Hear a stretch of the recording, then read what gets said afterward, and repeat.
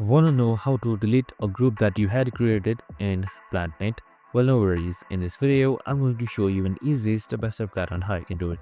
It's super simple and under a minute, so let's get straight to it.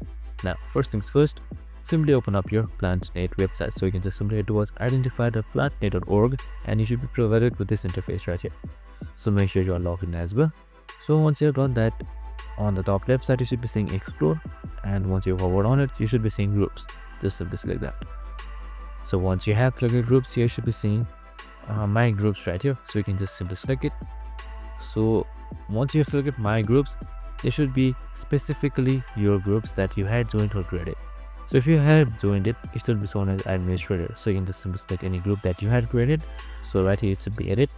So once you have selected edit, scroll all the way down until you see delete right here. Just simply select it. Now you can select delete again, and then you're good to go. And that's it. Super simple and easy. I hope this video helped.